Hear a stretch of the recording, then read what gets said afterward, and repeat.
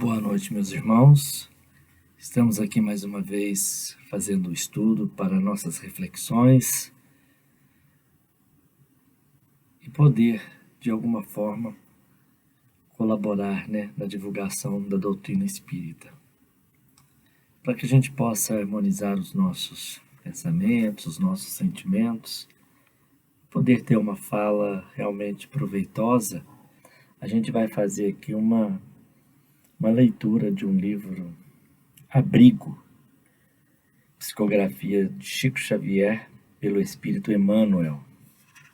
Bem sofrer. Aprendendo a sofrer, mentaliza a cruz do Mestre e reflete. Ele era senhor e fez-se escravo. Era grande e fez-se pequenino. Era a luz e não desdenhou a imersão nas sombras. Era o amor e suportou o assédio do ódio.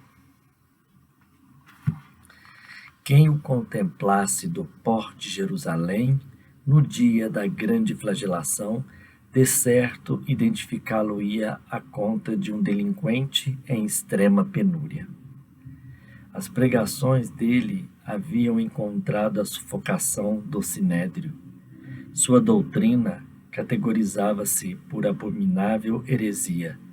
Seus olhos, sonhos de confraternização, pareciam aniquilados.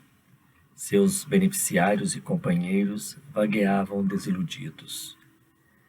E por único testemunho de reconforto entre as chagas da morte, não encontrava senão a piedade e o entendimento de um ladrão comum.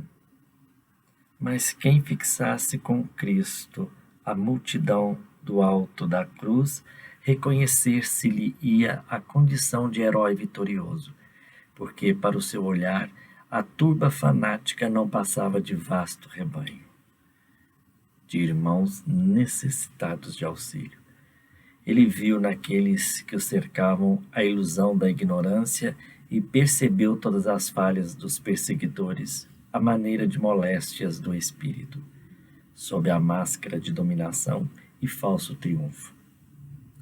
E sentiu apenas a grande compaixão que lhe nasceu do espírito, com a paz inalterável.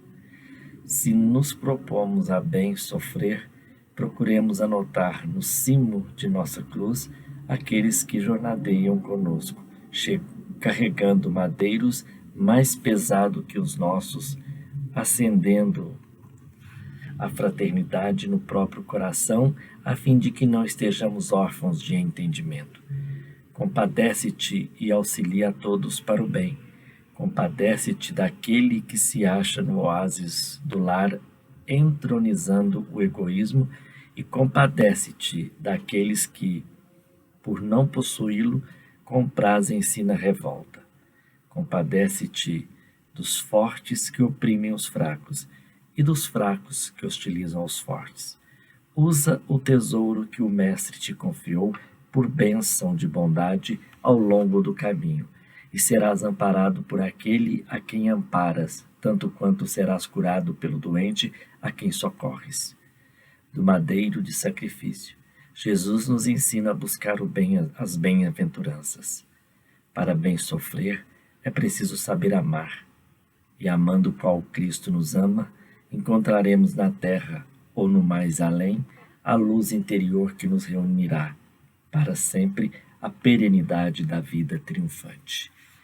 E assim, Mestre querido, pedimos as suas bênçãos, a sua proteção, o seu amparo, para que possamos, Senhor, ser intuídos numa fala agradável, numa fala que possa trazer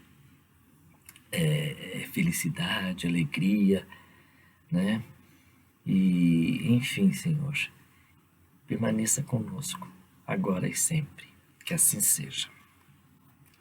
E o tema que a gente vai discorrer hoje está no livro O Espírito da Verdade, também uma psicografia de Chico Xavier e Valdo Vieira, por diversos espíritos. Mas o texto em que a gente vai fazer referência é o capítulo 8, A Rigor, que está baseado lá no capítulo 1 do Evangelho segundo o Espiritismo, no item 7. Para que a gente possa aproveitar mais a nossa discussão, vamos fazer aqui uma leitura do que diz esse a rigor, né? Por que a rigor? É um texto de André Luiz.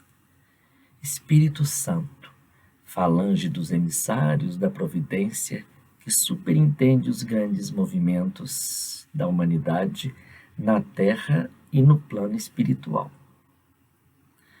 Reino de Deus, estado de sublimação da alma, criado por ela própria através de reencarnações incessantes. Céu, esferas espirituais santificadas, onde habitam espíritos superiores que exteriorizam do próprio íntimo a atmosfera de paz e felicidade. Milagre, designação de fatos naturais, cujo mecanismo familiar, a lei divina, ainda se encontra defeso ao entendimento fragmentário da criatura. Mistério, parte ignorada das normas universais, que paulatinamente é identificada e compreendida pelo espírito humano. Sobrenatural, definição de fenômenos que ainda não se incorporam aos domínios do hábito. Santo, atributo dirigido a determinadas pessoas que aparentemente atenderam na terra à execução do próprio dever. Tentação, posição pessoal de cativeiro interior a vícios instintivos que ainda não conseguimos superar por nós mesmos. Dia de juízo, oportunidade situada entre dois períodos de existência da alma que se referem à sementeira de ações e à renovação da própria conduta. Salvação, libertação e preservação do espírito contra o perigo de maiores males no próprio caminho, a fim de que se confie a construção da própria felicidade nos domínios do bem, elevando-se passos mais altos de evolução. O Espiritismo tem por missão fundamental entre os homens a reforma interior de cada um, fornecendo explicações ao porquê dos destinos, razão pelo qual muitos conceitos usuais são por eles restaurados ou corrigidos, para que se faça luz nas consciências e consolo nos corações. Assim como Cristo não veio destruir a lei,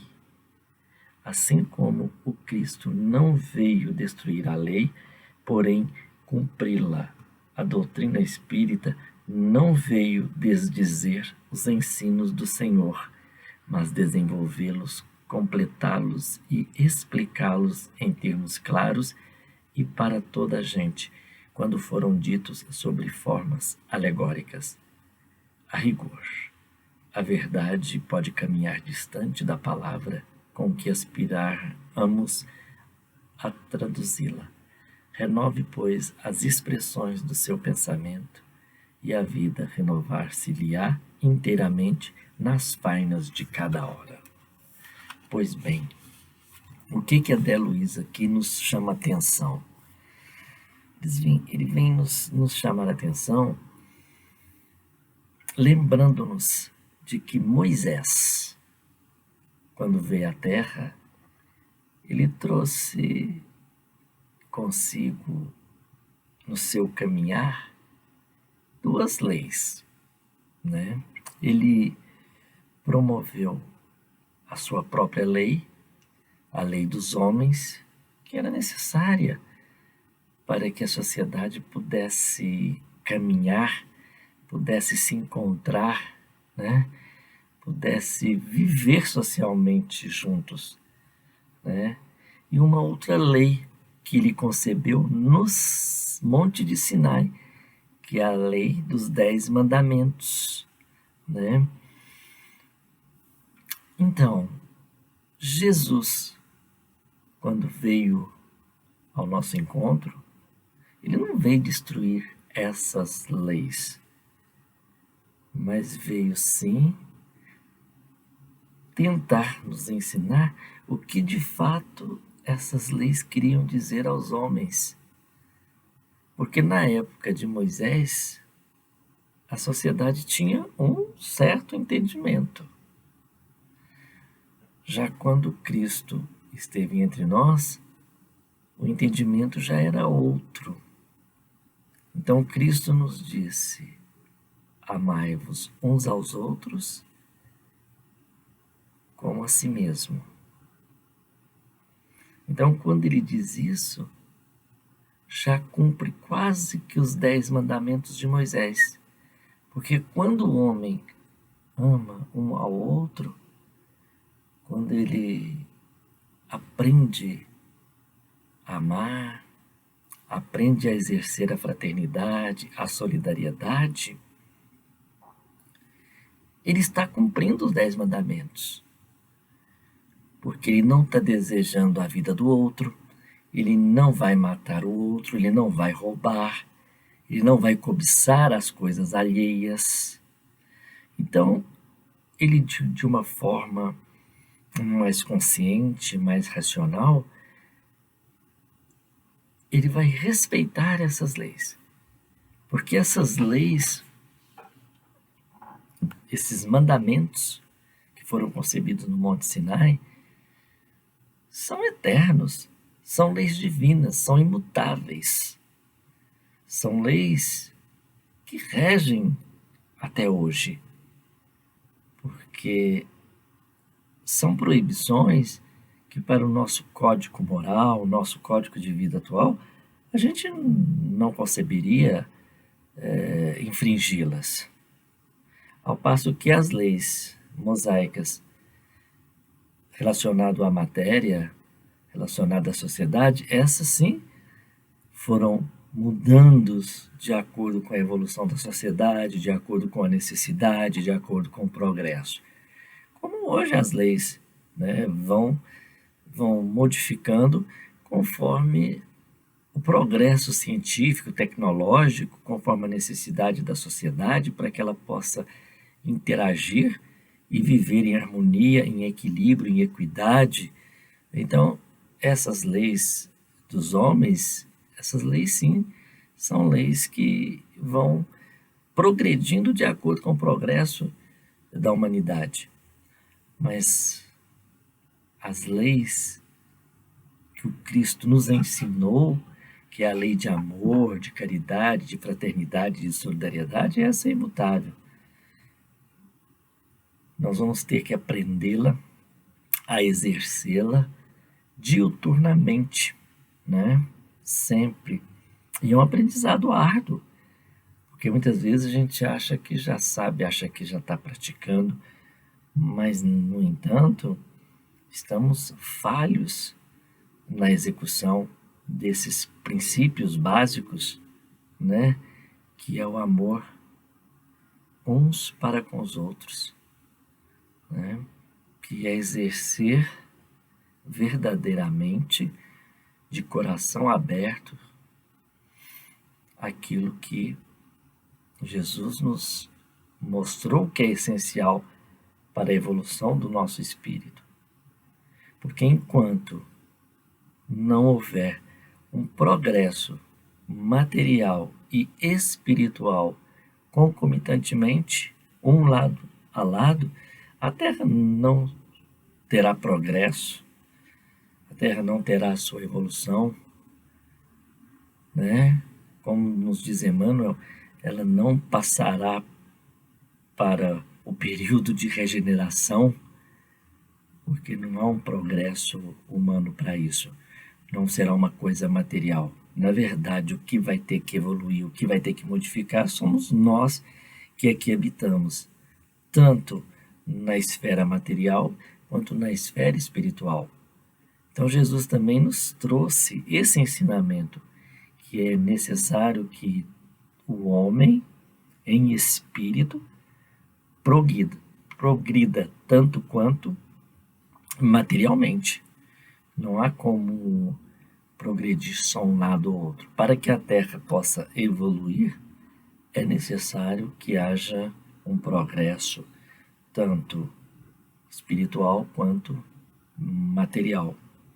Então não dá para fazer um progresso único, né? Só de um lado ou só com uma face. É necessário as duas para que haja o progresso. Sendo assim, da mesma forma em que Jesus disse que não vim destruir a lei,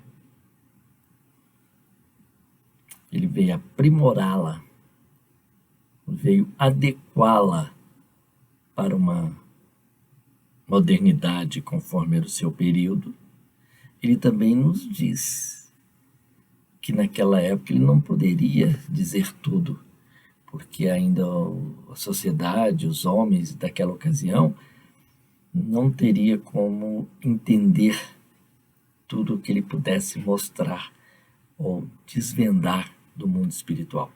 Então, por isso ele falava muito em parábolas, ele falava o que naquela época pudesse ser assimilado pelos aqueles que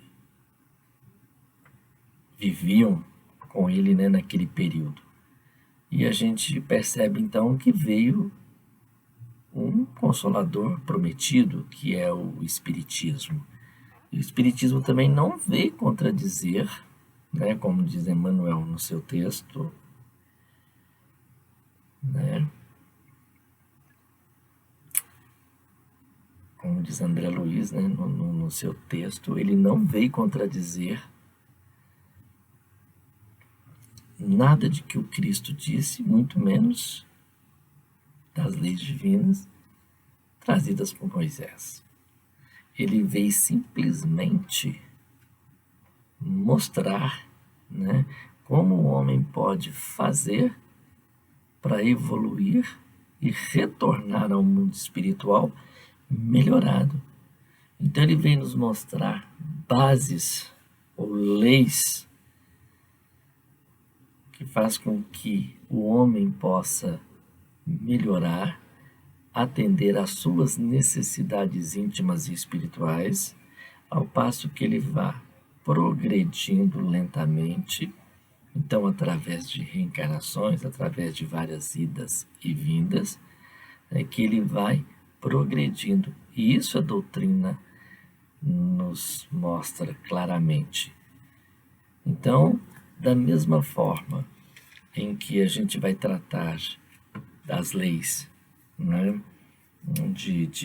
divinas que nos concita a ser bons, a melhorar e a evoluir, o Espiritismo também vem complementar os ensinamentos, nos mostrando como seguir um caminho reto, como fazer um aperfeiçoamento moral, porque é difícil, né, para a gente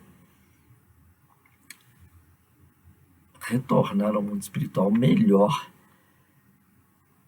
né, porque temos que fazer um trabalho grande, uma lapidação grande dos nossos sentimentos, dos nossos vícios, né, do peso que tem, né, a ganância que nos concita, né, a falta de amor ao próximo, a falta de entendimento.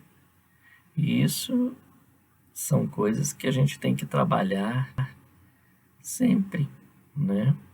E para que a gente possa trabalhar nos outros ou dar aos outros amor, fraternidade, compreensão, a gente tem que estar bem com a gente mesmo, consigo próprio. E para que a gente possa estar bem consigo próprio, a gente tem que estar com uma mente serena, com um pensamento tranquilo, com um coraçãozinho mais leve. E a gente só vai conseguir realmente essa dádiva ou essa capacidade de modificação se a gente modificar o nosso pensamento. Não ficar no pensamento pessimista, no pensamento de inveja, no pensamento de querer mudar as coisas conforme a nossa necessidade e a nossa vontade. E hoje pelo estado em que estamos vivendo, pela condição pandêmica que está envolvendo todo o planeta, é oportunidade ímpar, né, da gente fazer essas reflexões. E muitas vezes a gente acaba caindo em revolta, em desespero, um querendo tomar, se pudesse, tomasse a vacina na frente do outro, né? São coisas que são inconcebíveis na doutrina. O que a gente tem que ter é a paciência, a calma, buscar a serenidade, né? Para que a gente possa fazer reflexões, estar bem, né, conosco mesmo, para que a gente possa estar com as esperanças renovadas, com o sentimento renovado e poder então olhar o outro com os outros olhos, com os olhos do amor, da fraternidade, da compreensão.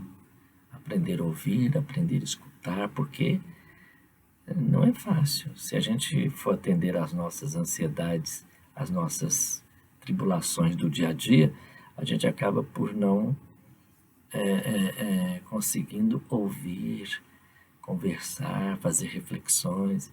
Muitas vezes, quando a gente fica ansioso demais, além do necessário para a nossa vida, né? Porque um pouquinho de ansiedade até que faz bem, que é uma forma de a gente caminhar, mas quando ela passa a nos bloquear, né? Quando ela passa a interferir no nosso cotidiano, então já é um momento de preocupação. E quando a gente está com ela tão aflorada, a gente não consegue nem orar. Então a gente não consegue entrar em sintonia com Deus, não consegue entrar em sintonia com os amigos espirituais. E aí a gente acaba entrando numa nuvem negra de pessimismo, de desespero, pensando que tudo vai dar errado, né, que não está melhorando nada. E a gente acaba por esquecer das coisas boas de que Deus nos oferece a todo dia. O sol da manhã, a natureza, o sorriso de um amigo, um telefonema que a gente recebe, algo que nos eleva a autoestima. São pontos positivos. E assim como a gente gosta disso, dessa massagem do nosso ego, para elevar nossa autoestima, para nos impulsionar a caminhar, a trabalhar, as outras pessoas também precisam disso. Então a gente pode, às vezes, ser um instrumento a elevar a autoestima de alguém, a ajudar que alguém possa dar um passo à frente, a estimular alguém, né?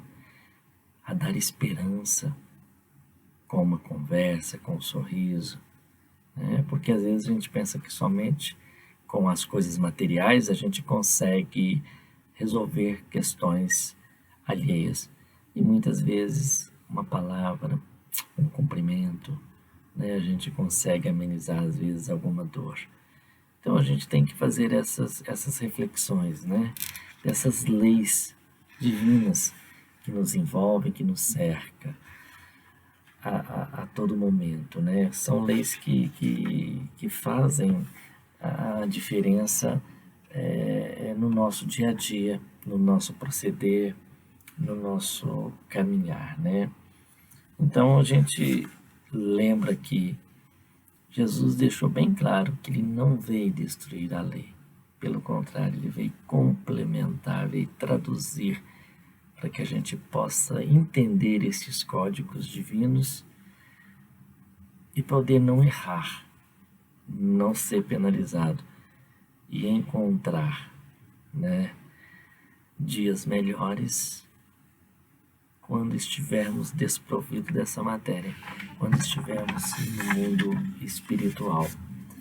Então a gente não esqueçamos aí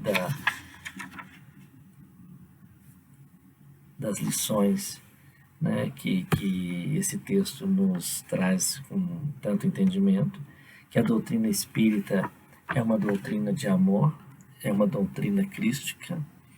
Ela veio divulgar, tá, os ensinamentos do Cristo.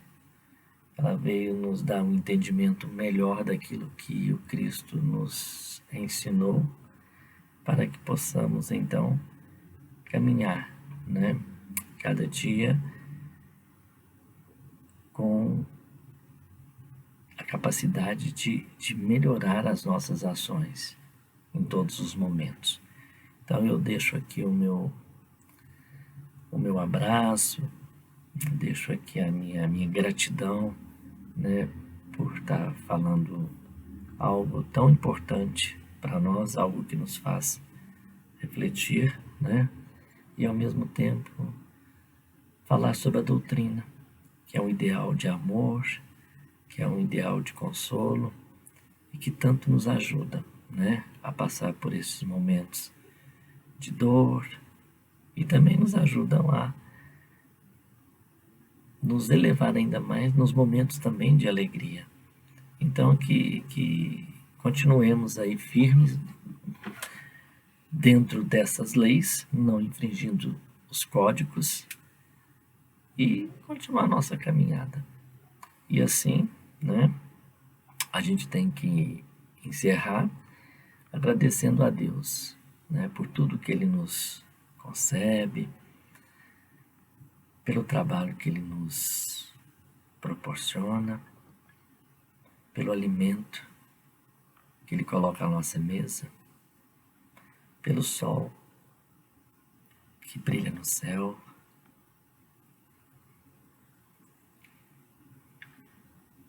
e que alimenta todos os seres, né, com o seu calor,